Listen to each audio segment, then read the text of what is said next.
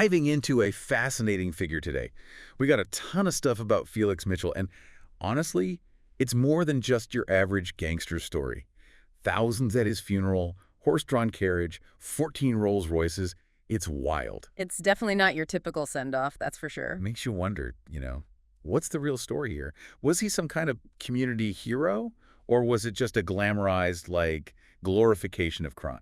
That's what we're going to try to figure out. It's a lot more complicated than it seems. I mean, to even begin to understand that funeral, you really got to go back, look at Mitchell's whole life. Okay, so let's rewind. We got all this material you sent. Yeah. And it's like Oakland in the 60s and 70s, poverty, no opportunities. Right, a breeding ground almost. And there's young Felix Mitchell right in the middle of it all. Born 54, right? Yeah, born and raised in Oakland, grew up in the project San Antonio Village, if I remember correctly, drops out of high school, starts this group that turns into, the 69 mob. Yeah, infamous. And get this, he wasn't just some small-time hood. He had connections all over L.A., even Detroit. Wow, so this was organized, thought out. He had big plans, clearly. Definitely ambitious. And we got to remember, this was before crack. Heroin was the big thing back then.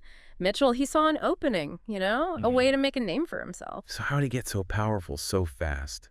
There's got to be more to it. Well, from what I gathered, seems he hooked up with this L.A. kingpin, Tootie Reese. Reese. Yeah, already had a huge network in the Bay Area and beyond.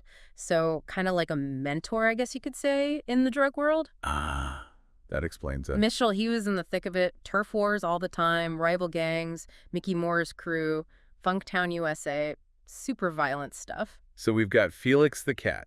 Oh, yeah, that nickname. It does add this whole other layer to it all, doesn't it? Like cartoonish, but he's running this giant heroin ring. $5 million a year, some estimates say. 5 million. That buys you a lot of power influence. But it also makes you a target. That's where things start to unravel, I guess. Leads to the downfall, right? 1985, cops finally catch up to him. Yep. Arrested, convicted, life sentence, off to Leavenworth. Typical story for a guy like that, you'd think. You'd think. Except, here's where it gets really weird. Weird how? Just over a year later, 2 days shy of his 32nd birthday, Mitchell's killed in prison. Stabbed. Oh, wow. Tragic, but I guess not totally surprising, given, the life. Yeah.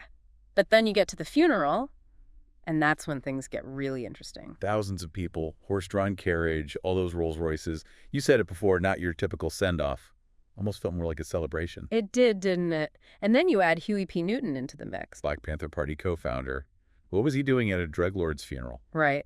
Adds another layer of complexity to it all. Why would someone like that, such a prominent figure, be there? Yeah.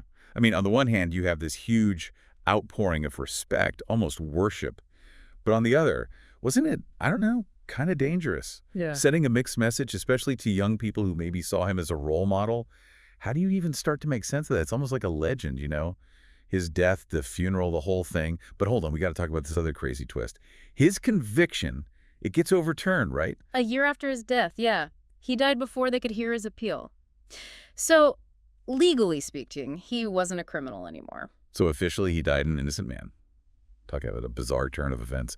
But even if his name was cleared, his impact on Oakland, especially on the criminal side of things, that doesn't just disappear, right? Exactly. And this is where we get to this thing called the Felix Mitchell paradox. You'd figure take out a major player like Mitchell, crime goes down.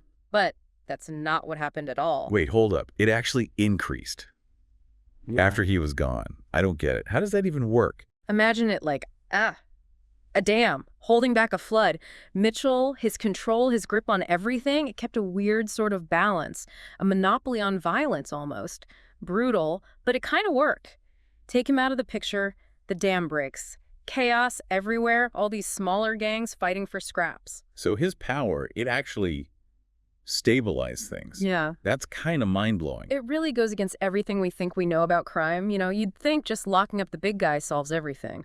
But the Felix Mitchell paradox, it shows us that's not enough. You got to deal with the root causes. The poverty, no jobs, the cycle of violence. It's way more complicated than just bad guy goes to jail, happy ending. Huh? Way more. But it still leaves us with this puzzle. Felix the Cat. Criminal mastermind.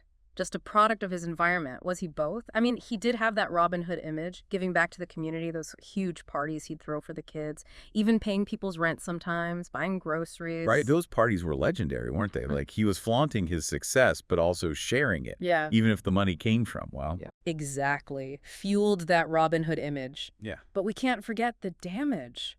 The drug trade, the lives lost, families destroyed. It's a tough one. We're trying to fit these two extremes together. Community leader, drug lord. You've hit it, Mitchell. He's not black and white. All these contradictions, that's what makes him so fascinating.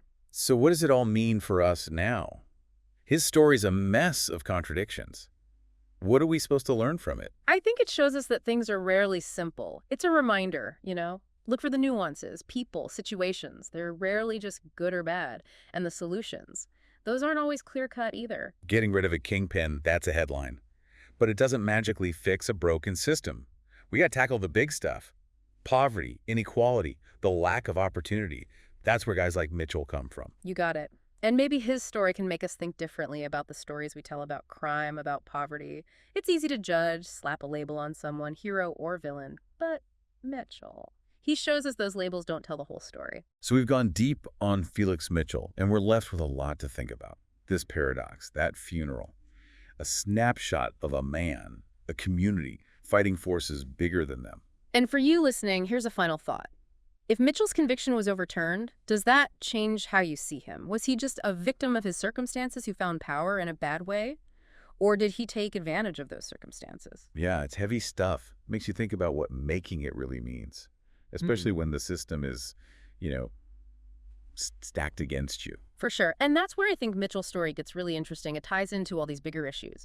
Social mobility, inequality, that whole idea of getting rich quick, even if it's not exactly legal. Right, because for a guy like Mitchell, growing up poor, violence everywhere, maybe the right way just wasn't an option, So he makes his own rules, his own way, even if it means breaking the law. Yeah, it's like the ends justify the means, right?